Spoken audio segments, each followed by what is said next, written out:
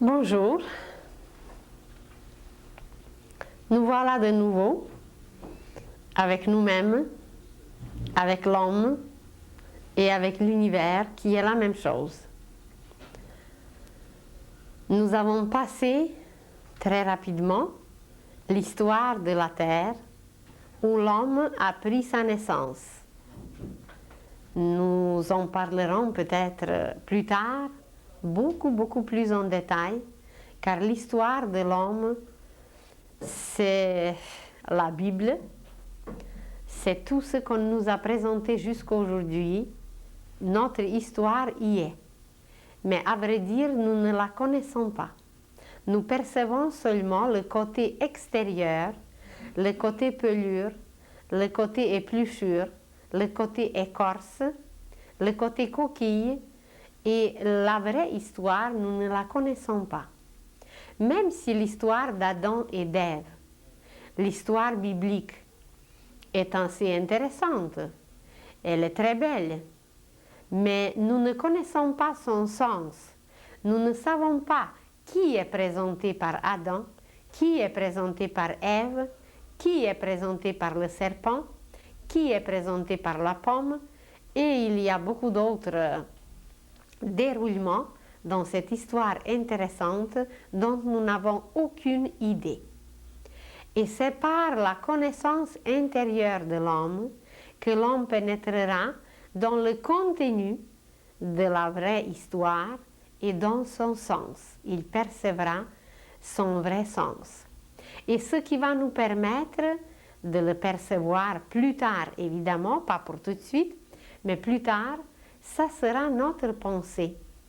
Mais présentement, notre pensée est tellement tournée vers nous-mêmes que nous ne pouvons rien faire avec notre pensée.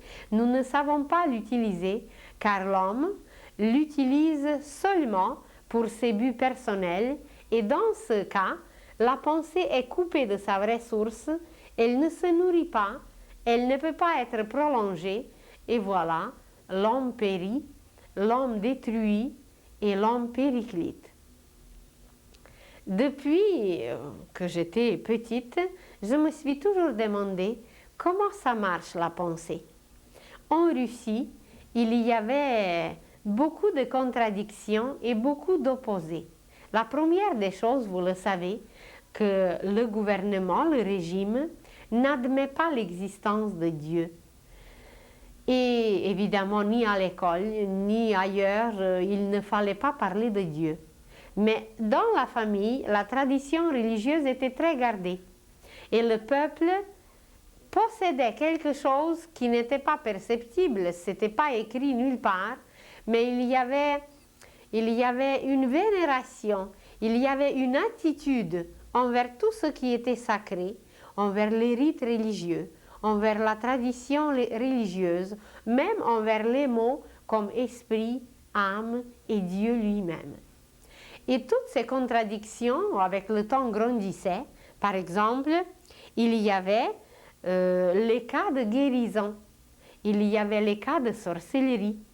Et toute comme petite, j'étais le témoin qu'une voisine a passé, qui était jalouse, ou qui était comme ça, et que voilà, tout d'un coup, un petit enfant se trouvait dans un état où il étouffait. L'enfant devenait bleu, et on ne savait plus quoi faire. Mais on appelait une autre femme qui, avec l'eau bénite, avec la braise et avec quelques autres petites formules, elle remédiait immédiatement à l'état présent, et le petit bébé qui est devenu tout bleu sous le regard et sous l'influence d'une passante mauvaise, le petit bébé se rétablissait assez rapidement sous l'influence d'une autre femme qui provoquait quelque chose de bénéfique. Alors je me suis toujours demandé comment se fait-il? Qu'est-ce que c'est ce processus de la pensée? Comment ça marche? Qu'il y a quelqu'un qui peut avoir une mauvaise pensée, mais une pensée tellement mauvaise qu'elle est capable presque d'étrangler un bébé. Sur les adultes, peut-être nous ne voyons pas toujours le reflet de cette pensée. Et que voilà, il y a quelqu'un que par une pensée bonne, par une pensée bénéfique, il peut remédier, il peut guérir et il peut faire des merveilles. Et toujours avec les études, avec l'histoire, avec tout ce qui s'est présenté, j'ai toujours désiré d'inventer un appareil qui pourrait photographier la pensée humaine. Je me suis dit, ça serait tellement simple, ça serait tellement évident de photographier la pensée humaine et de savoir immédiatement est-ce que c'est un menteur, est-ce que c'est un voleur ou de qui il s'agit. Et de cette façon, on pourrait pour toujours éliminer et les voleurs et les menteurs et tous ceux qui utilisent la pensée pour des buts pas très catholiques. Alors, aujourd'hui, on découvre que cet appareil est en nous, qu'on n'a pas besoin même de le découvrir, que nous avons cet appareil qui peut lire la pensée, qui peut voir l'image de la pensée, car au niveau de la pensée, au niveau mental, toute pensée est présentée comme image colorée et comme image musicale. Alors une pensée cacophonique, une pensée méchante, une pensée, ce qu'on dit aujourd'hui négative, elle représente une image monstrueuse. Et nos monstres du monde physique, c'est rien. Parce qu'une pensée monstrueuse, c'est un tel monstre qu'on ne peut pas le décrire. Si vous observez aujourd'hui le cinéma, vous allez trouver qu'il y a l'horreur, qu'il y a des choses inimaginables et qu'on nourrit les humains aujourd'hui avec ces images. Vous prenez quelquefois un journal. Les crimes les pires sont présentés toujours sur la première page. Alors, derrière toutes ces images, avant que ces images apparaissent, avant qu'un crime devienne un crime, évidemment qu'il y a une pensée. Et cette pensée, imaginez à quel point le crime est non seulement laid, mais mauvais. À quel point il n'exprime pas une musique et une harmonie. Il est quelque chose il est une opposition à la loi même de la vie. Alors imaginez la pensée qui a provoqué ce crime, parce que la pensée c'est une sémence. Le crime c'est déjà le fruit. Et tout le processus de préparer le crime, bien, c'est la plante qui grandit, mais une plante poison. Une plante qui va complètement détruire quelqu'un. Alors la pensée, c'est une sémence. Et imaginez comment dans une petite sémence quelconque, toute la plante, toute la vie d'une plante, toutes ses fleurs, toutes ses feuilles, tous ses fruits sont déjà contenus.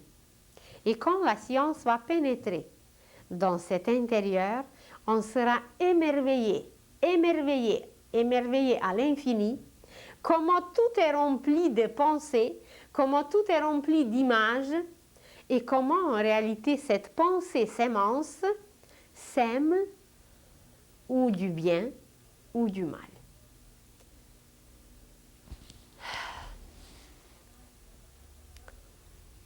Alors là, le processus de la pensée, c'est le processus le plus vivant. C'est le processus d'un cultivateur qui est en train de s'aimer un champ. C'est très simple d'imaginer. Vous imaginez un cultivateur qui a un champ. Et alors, la pensée, c'est la qualité. C'est la qualité avant tout, c'est la vertu, c'est la bonté, c'est la santé qui est exprimée par cette petite sémence. Chaque pensée, c'est une petite sémence. Et plus la pensée est constructive, plus la pensée est créative, plus elle est belle, plus elle est harmonieuse, plus elle est musicale. Plus une pensée est laide, plus une pensée est cacophonique, moins elle est musicale et elle est d'une laideur, elle représente une image monstre. Et les enfants jusqu'à l'âge de 7 ans, presque tous les enfants sont clairvoyants. Et les enfants captent les images, les pensées-images. les enfants ne comprendront pas souvent nos paroles. Mais avant qu'on leur explique, l'enfant a déjà compris parce qu'il a vu l'image. Par exemple, là où les parents se disputent, l'enfant n'a pas besoin d'entendre leurs paroles, l'enfant va absorber. L'enfant, c'est une éponge. L'enfant va absorber toute cette ambiance, toutes les images que les parents se projettent. Et quand dans notre éducation, nous allons apprendre à quel point la pensée est vivante et à quel point elle est importante, que tout ce que l'homme accomplit pendant sa vie, c'est que d'abord, il le possède comme une sémence. Et voilà, il projette une pensée de faire quelque chose, d'aller quelque part, de bâtir quelque chose, d'acheter quelque chose. Si cette pensée est impersonnelle, l'homme est correct. L'homme agit dans le bien. Mais si cette pensée est trop personnelle, si nous attirons trop de sémences vers nous-mêmes, pour nous-mêmes, c'est que nous privons les autres de quelque chose, c'est que nous exagérons, c'est que nous abusons, c'est que nous gaspillons une certaine énergie, parce qu'avant tout, ce sont les images d'énergie, les images énergétiques, et alors ce gaspillage, ces abus, ces exagérations, on nous présentera un jour la note pour les payer, parce qu'on s'est endetté. Exactement comme si vous allez dans une banque et vous empruntez. Et vous allez dans une autre et vous empruntez. Et vous allez dans une troisième et vous faites la même chose. Mais même avant de nous emprunter, ils font une enquête. Ils regardent, est-ce qu'on est au point de payer? Est-ce qu'on travaille? Est-ce qu'on est correct? Alors, au niveau de la pensée, c'est peut-être pas autant rigide, parce qu'ils font une enquête, mais pour la vie. Pour toute la vie, oui. Ça, ils nous ont fait une enquête. Mais quand nous sommes déjà réincarnés, quand nous sommes déjà sur la terre, nous pouvons aller et prendre ces pensées et les utiliser. On nous les donne généreusement. Mais ce qui est important, c'est pour quel but nous utilisons cette sémence en or, cette sémence en lumière. Si nous l'utilisons pour aller tuer, pour aller détruire, pour aller faire la guerre, ou si nous utilisons pour les buts pacifiques, pour les buts impersonnels, pour faire du bien. Et c'est là que l'humanité aujourd'hui n'est pas au courant, à quel point c'est important, combien nous puisons dans ce grenier universel, parce que la pensée, c'est un grenier universel. Le plan mental, c'est un grenier où chacun peut aller prendre la sémence qu'il veut. Alors imaginez certains, ils vont prendre des concombres. Bon, ça va pousser, c'est quand même assez bon, mais c'est pas un chêne, c'est pas durable, c'est pas si fort qu'un chêne. Tandis que d'autres, ils vont prendre, donc la durabilité de la pensée, ça dépend de nous, qu'est-ce que nous sommes capables de prendre et de choisir dans ce grenier cosmique, dans le plan de la pensée cosmique. Alors certains, ils prendront les pensées qui vont durer comme une concombre, bien, quelques mois, quelques temps, et puis elles se gâtent très facilement. D'autres vont prendre des pensées qui vont produire des arbres fruitiers. Mais même parmi les arbres fruitiers, pardon, il y a des prunes et il y a des dattes. Il y a des plantes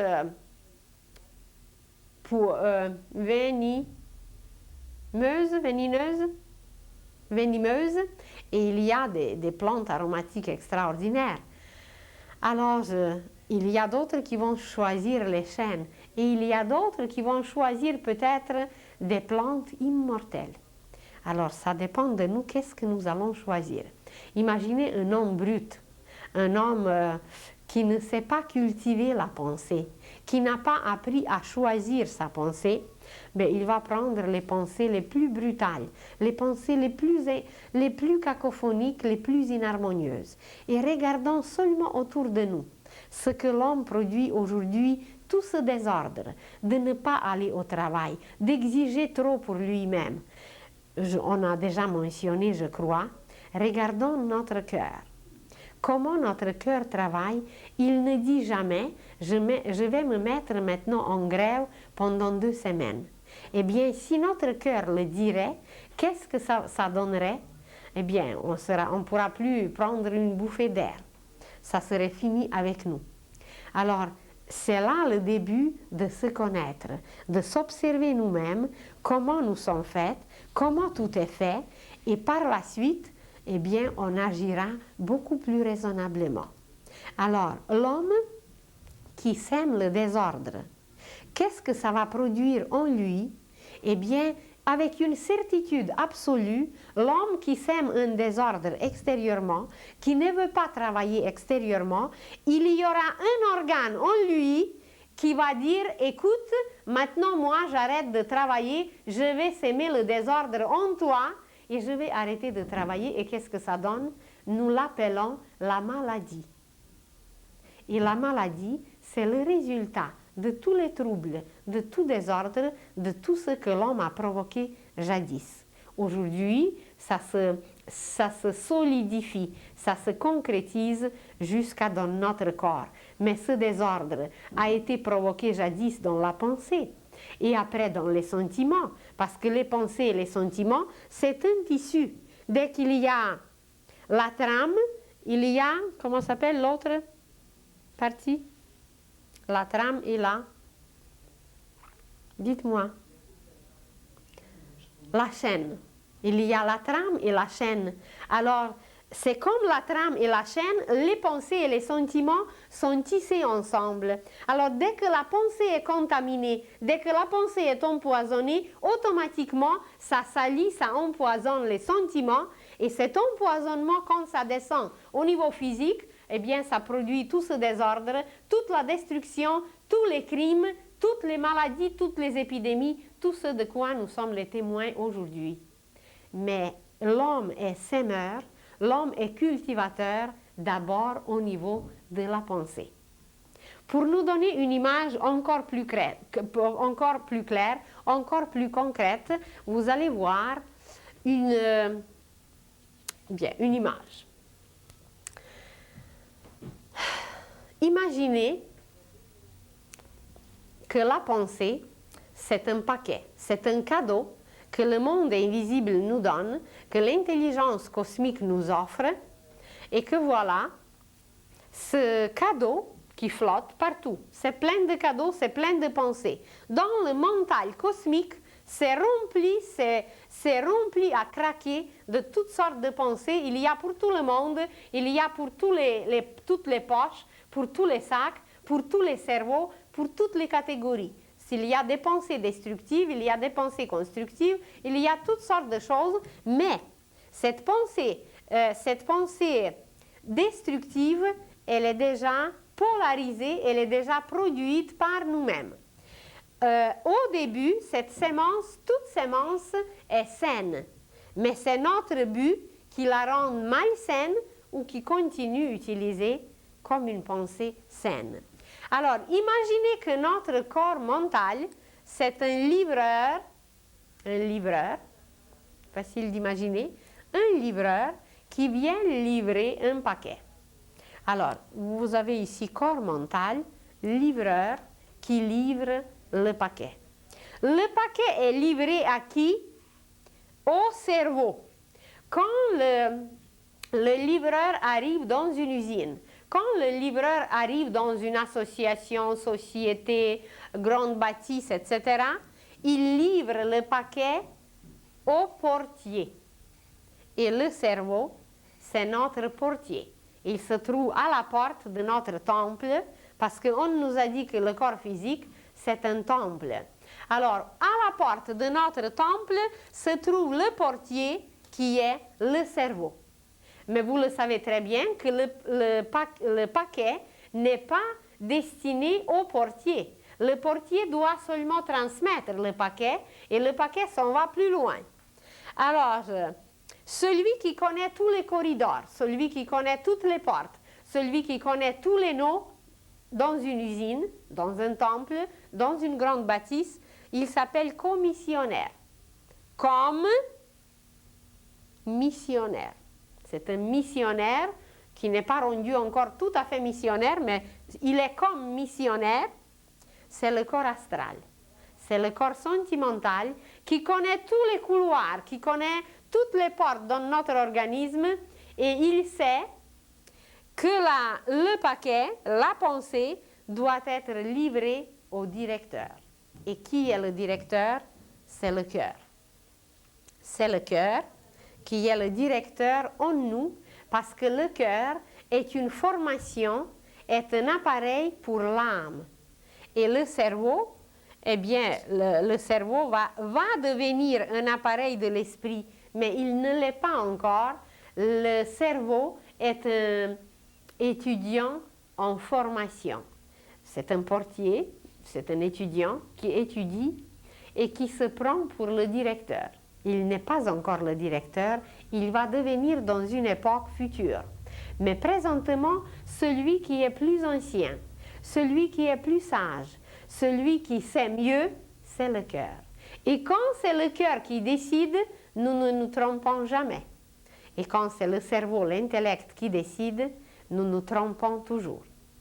Seulement, quand ils décident ensemble, en harmonie, le cerveau avec le directeur, le cœur, là tout va bien, nous sommes joyeux, nous sommes harmonieux et le résultat c'est la réussite.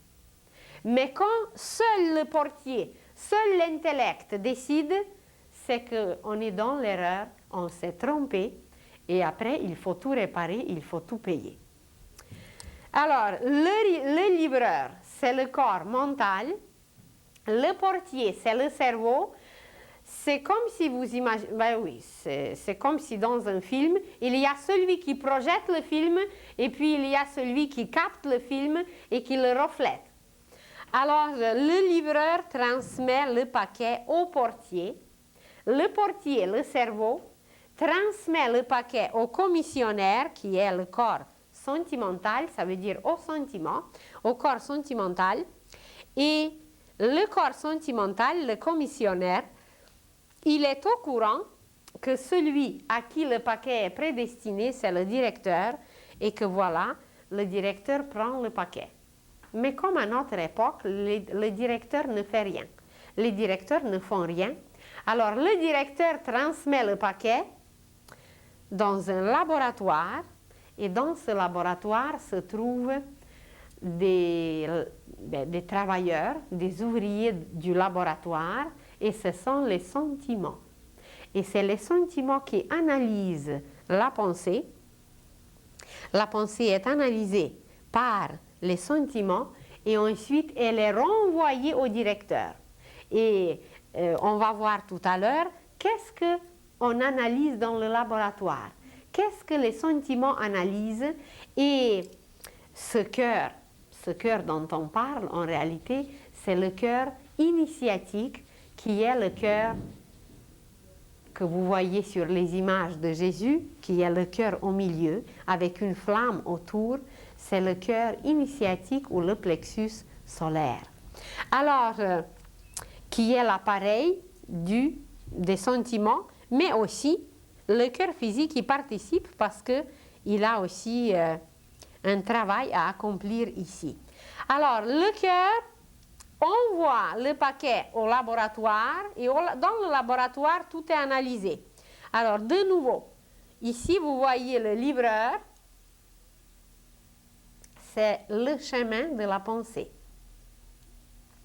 Le livreur transmet la pensée au portier, au cerveau. Le cerveau transmet la pensée au commissionnaire. Le commissionnaire transmet le paquet au directeur et le directeur transmet aux ouvriers innombrables qui sont nos sentiments. Le laboratoire ou nos sentiments, c'est là que la pensée est analysée. Et quand la pensée a été analysée, elle est renvoyée au cœur qui doit prendre la décision. Mais comme aujourd'hui, notre jeune étudiant, qui est le cerveau, il se sent beaucoup plus fort et beaucoup plus intelligent que le cœur qui est très sage, Alors le cerveau brusque le cœur et il prend la décision malgré le cœur. Et c'est là toutes nos erreurs, c'est là tous nos défauts, c'est là tous nos mauvais coups, quand c'est l'intellect, le cerveau qui a décidé sans conseiller et sans prendre en considération ce que le cœur a dit. Et si c'est le cœur qui décide, nous ne nous trompons jamais.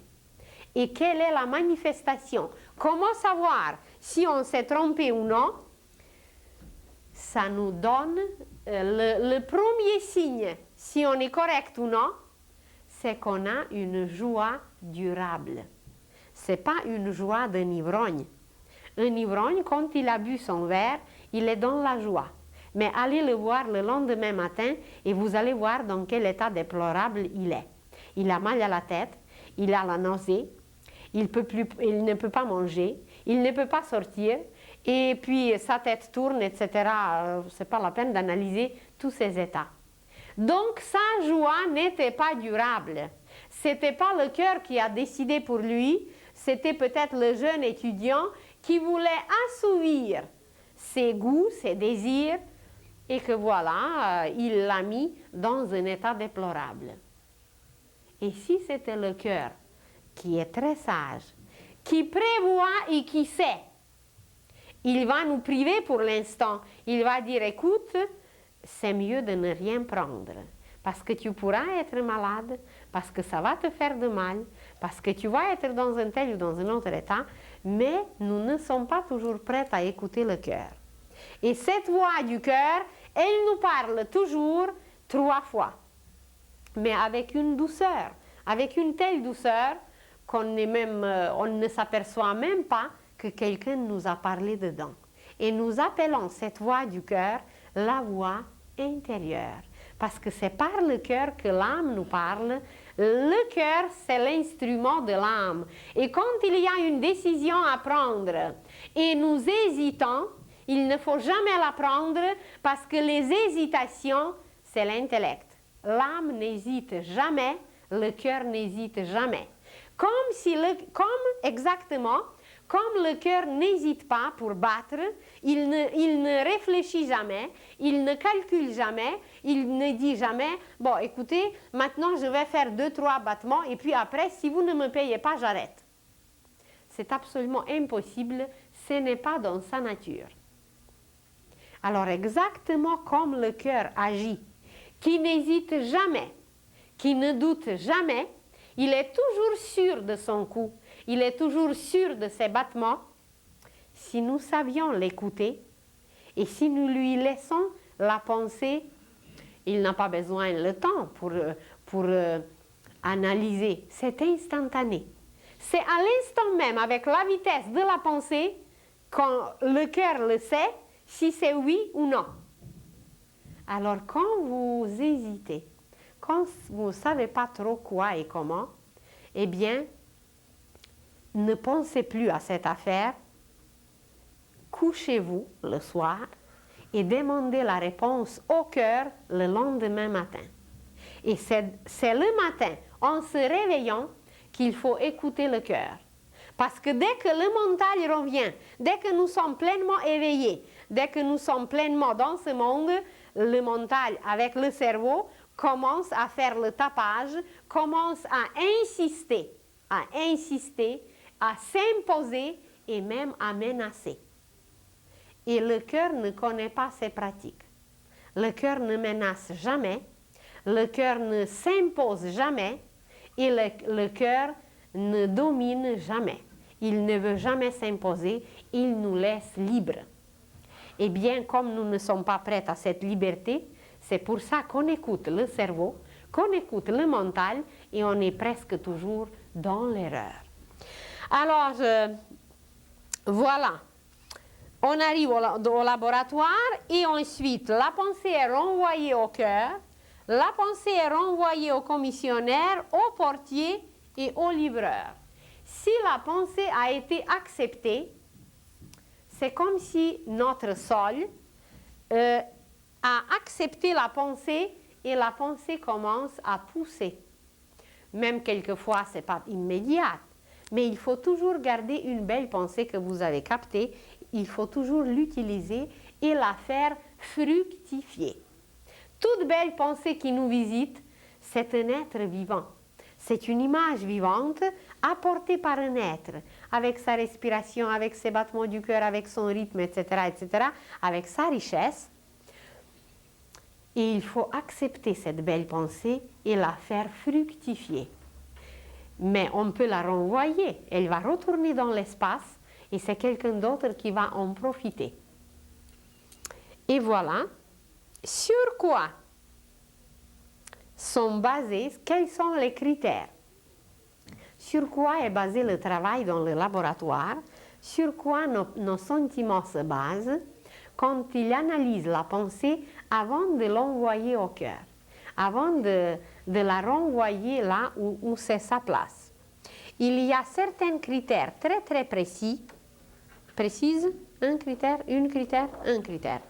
Il y a certains critères très précis qui servent à nos sentiments, à nos petits ouvriers, en nous, et qui servent le cœur pour savoir si une pensée nous convient ou si une pensée ne nous convient pas du tout. Si c'est une sémence que nous pouvons accepter ou si c'est une sémence que nous ne pouvons pas accepter.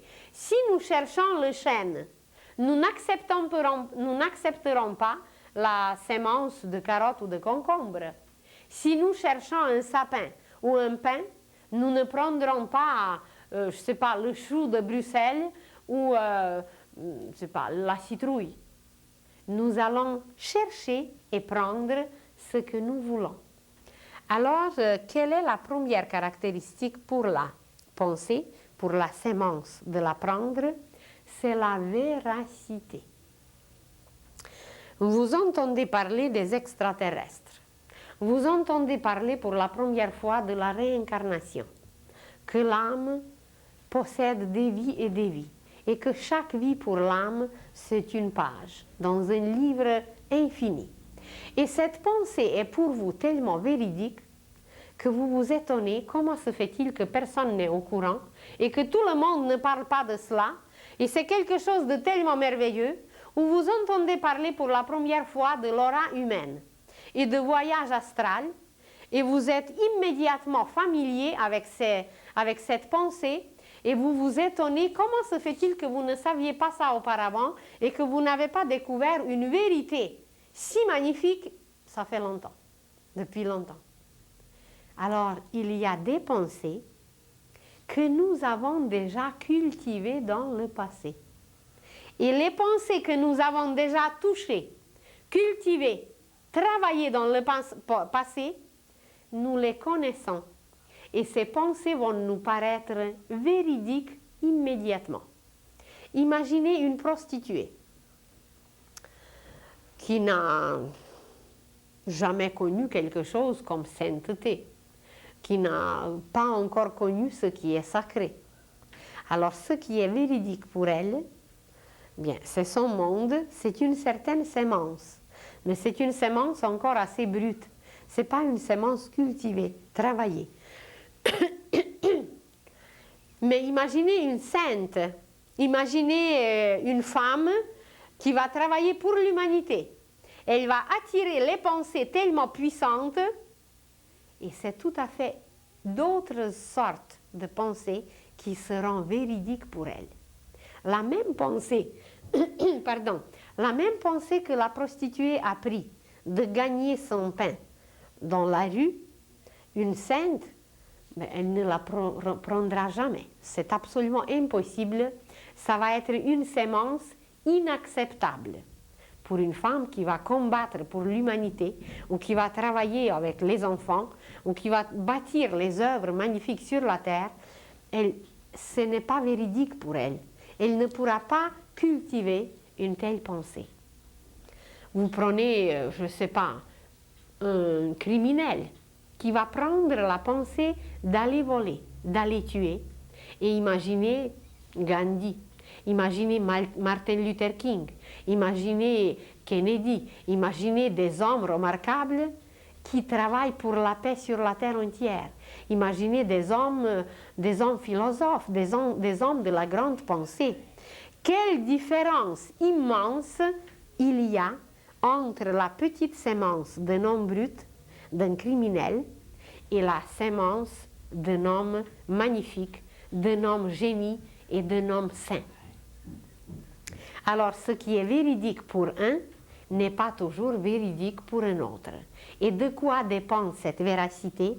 Elle dépend si nous avons déjà cultivé cette pensée ou non.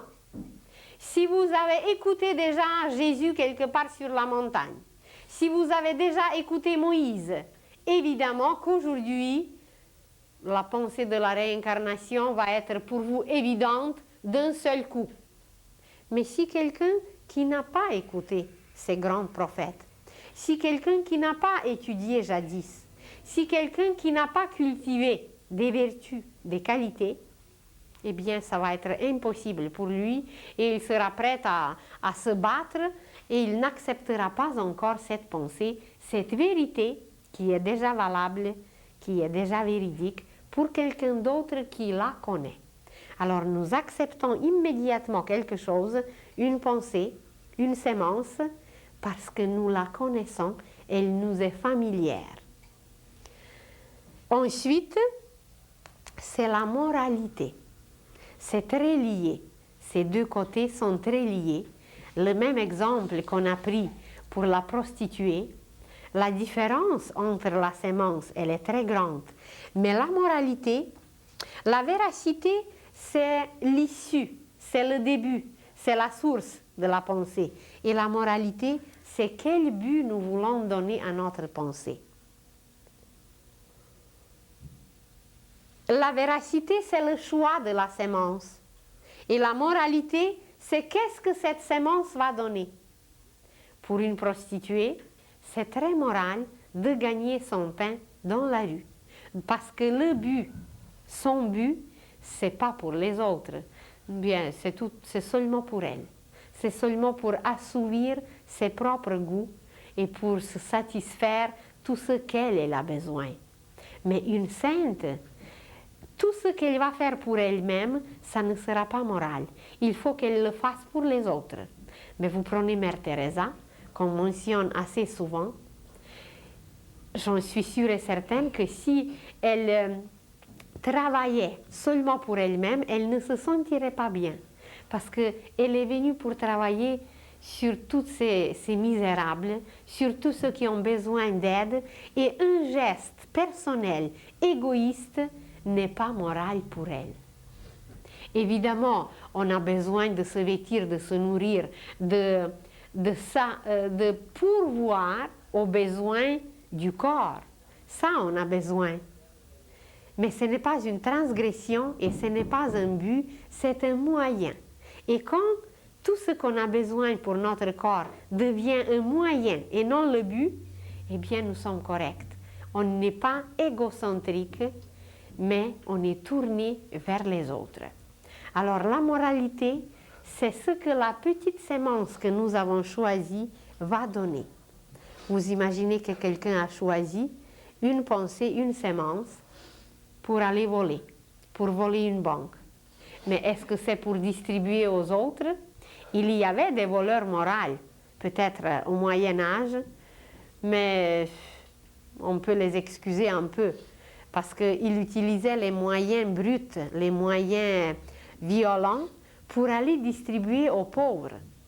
Après, ça c'est un autre vol. Mais quand c'est un vol pour soi-même, eh bien, c'est impardonnable. Alors, la moralité de la pensée, c'est le but que nous allons lui donner. Car c'est l'homme qui polarise par la suite la pensée, c'est l'homme qui utilise cette énergie de la pensée qui est au début neutre. Nous avons l'électricité. Cette énergie extraordinaire, elle peut chauffer, elle peut éclairer. Sans elle, nous ne pourrons pas lire. Sans elle, nous ne pourrons pas se chauffer. Mais aussi, l'homme est capable de donner à cette énergie magnifique une issue complètement destructive s'il l'utilise pour les chaises électriques. Alors, nous polarisons la pensée. Nous lui donnons une issue morale ou non morale. Amorale ou qui n'est pas correcte, bonne ou mauvaise. Alors, ce côté moral est très important, surtout aujourd'hui, quand l'homme donne à sa pensée une issue destructive. La troisième caractéristique, c'est l'intérêt. L'intérêt, nous prenons une sémence. Si nous avons un champ où on peut réaliser cette pensée, nous allons la prendre. Ça veut dire le cœur va accepter cette pensée et la garder.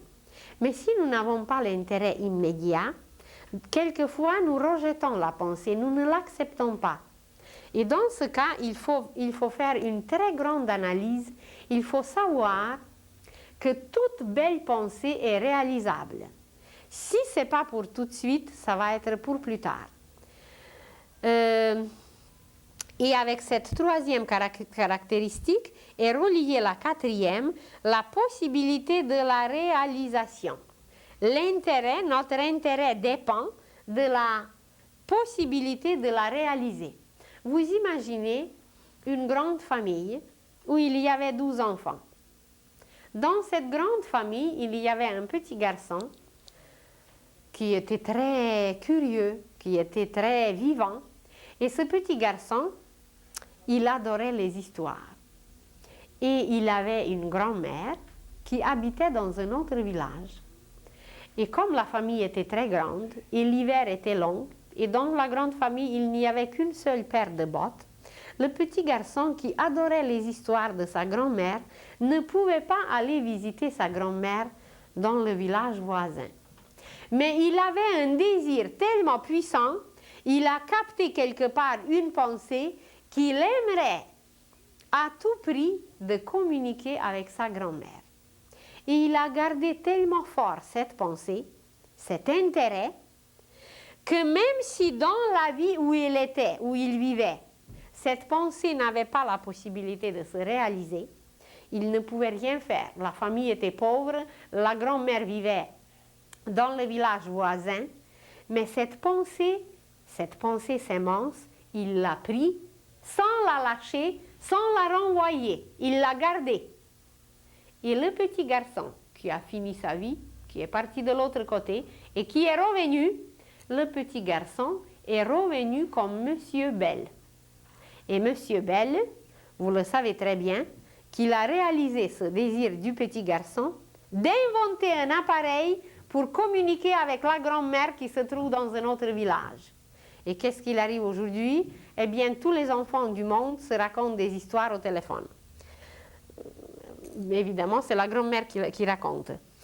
Alors, et dans ce cas, quand nous captons, quand nous gardons une pensée pareille, elle se renforce, elle s'imbibe sur notre propre terrain, sur notre propre sol, elle s'est imbibée, elle a grossi, et quand elle va éclater, ça va devenir une pensée géniale.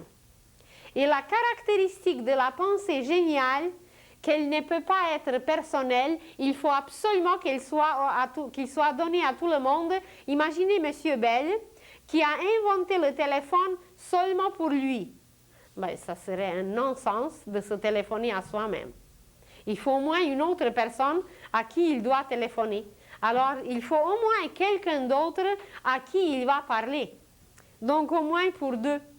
Mais vous le savez très bien comment ça nous sert aujourd'hui et que même d'un océan à l'autre, et que même d'un continent à l'autre, on peut se parler au téléphone.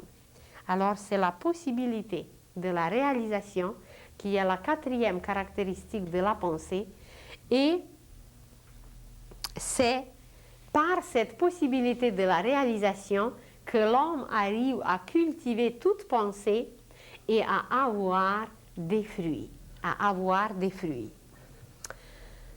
L'homme, c'est une créature un peu particulière.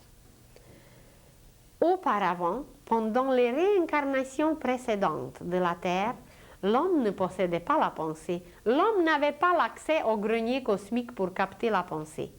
C'est seulement à la réincarnation présente de la Terre, depuis l'époque lémurienne, ceux qui ont écouté les conférences il y a 2 semaines et la semaine passée, nous avons parlé que l'homme est devenu tel qu'il est aujourd'hui à l'époque lémurienne.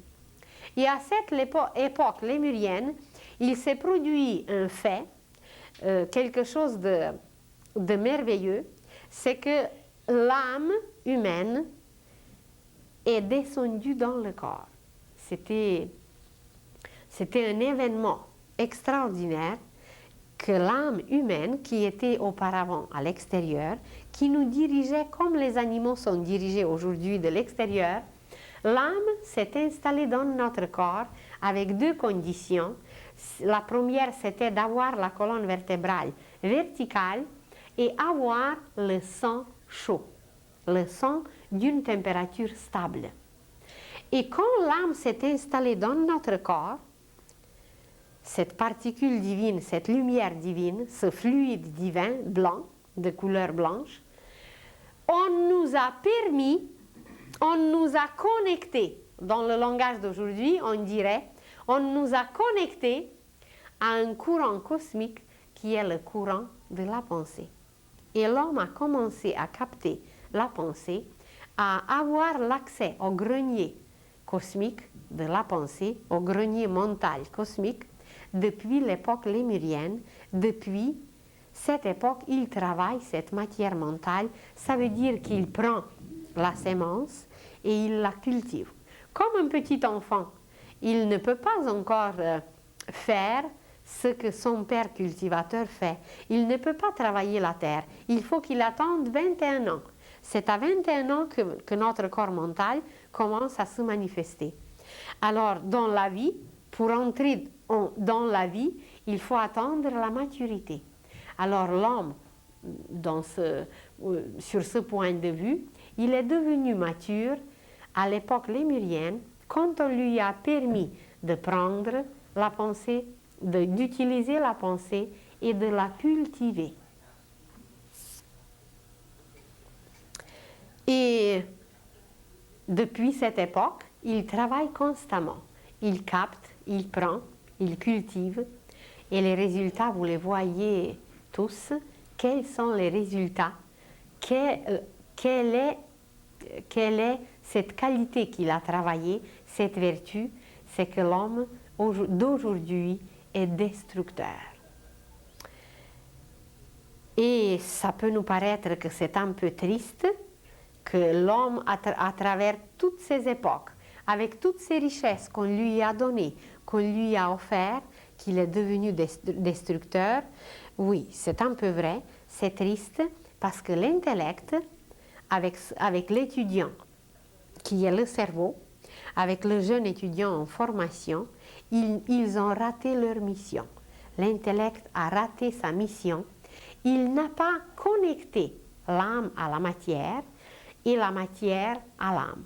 Surtout la matière à l'âme, il ne l'a pas connecté parce qu'il s'est tourné trop vers lui-même. Il est devenu trop personnel, trop égoïste, trop égocentrique. Et c'est présentement que nous allons tout corriger, que nous allons tout réparer, et l'homme va se tourner complètement vers l'âme. L'homme va apprendre comment utiliser cette pensée cosmique, comment puiser les pensées les plus merveilleuses et comment les cultiver dans la matière, comment garder cet intérêt et comment trouver la possibilité de la réalisation. Et nous avons déjà mentionné que c'est la femme qui accomplira un travail immense dans cette direction. C'est la femme enceinte qui va permettre au bébé, qui va amener le bébé au grenier cosmique mental et qui va montrer au bébé quelle matière choisir, quelle sémence choisir. C'est la femme qui transformera l'homme, qui transformera tous nos corps à cause de son travail pendant la gestation. ou plutôt grâce à son travail pendant la gestation, elle va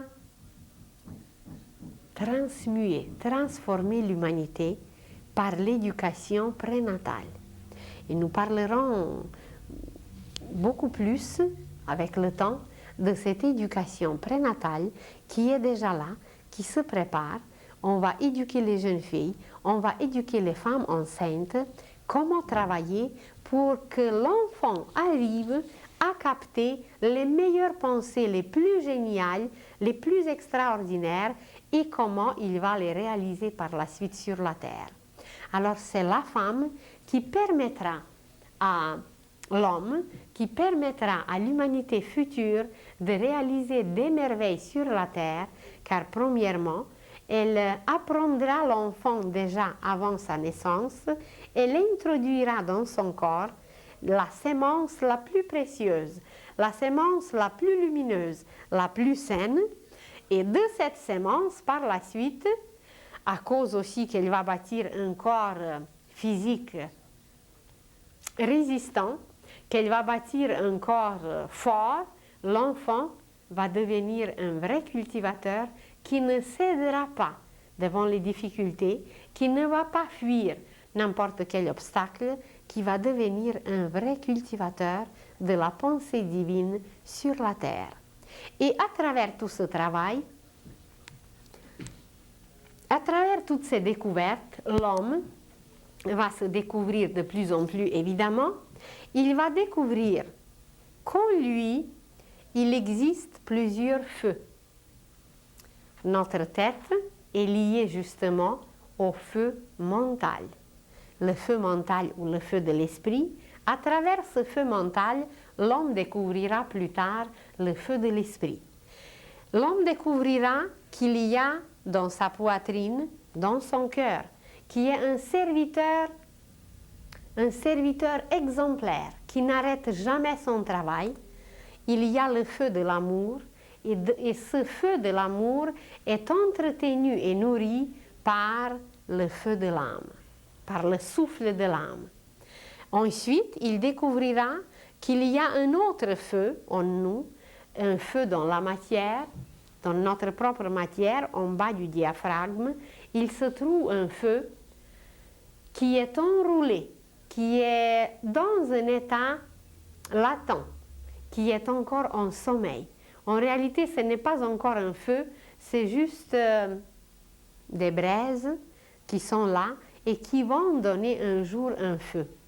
Mais si l'homme va apprendre comment travailler avec la pensée, comment utiliser cette sémence magnifique et comment la mettre dans son propre sol qui est en lui, alors il va déclencher des forces si extraordinaires que ces forces vont faire pousser dans l'homme des vertus, des qualités, le génie et un potentiel qui est là, caché, un potentiel divin, qui va nous permettre à devenir le maître de la matière, le maître de nous-mêmes, et qui va nous permettre d'accomplir les œuvres les plus géniales, les plus grandioses sur la terre.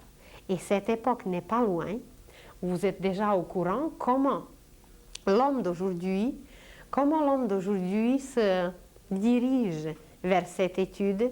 Il y a énormément d'expériences qui se font avec tous les phénomènes psy, on les appelle psy aujourd'hui, les phénomènes avec la télépathie, les phénomènes d'enregistrement à distance, de toutes sortes de phénomènes qui sont encore inconnus pour l'homme d'aujourd'hui, mais qu'il va découvrir de plus en plus.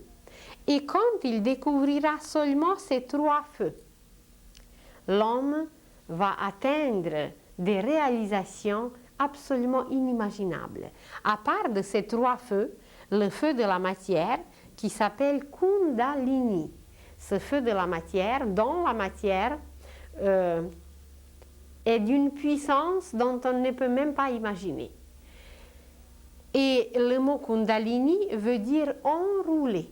Enrouler, cette puissance est enroulée aujourd'hui en nous, elle est dans un état latent et c'est par un travail conscient, par une pensée éclairée, que l'homme va petit à petit éveiller cette force, que l'homme viendra la rejoindre, cette force, pour réaliser des œuvres grandioses.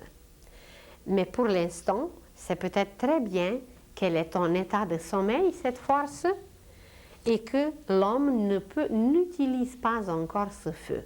À part de ces trois feux, il y a par exemple le feu digestif, il y a le feu de la respiration, il y a le feu de la volonté, il y a beaucoup de feux en nous. Et qu'est-ce que ces feux ont besoin? Ces feux ont besoin des combustibles. Alors, on en parlera une autre fois des combustibles, mais aujourd'hui, on a parlé d'un seul combustible, c'est la pensée. Le feu mental peut être entretenu seulement si nous l'entretenons par la pensée. Mais la pensée d'aujourd'hui, elle est tellement fugitive, elle est tellement peu durable. Donc, c'est un combustible insatisfaisant parce qu'il ne dure pas longtemps.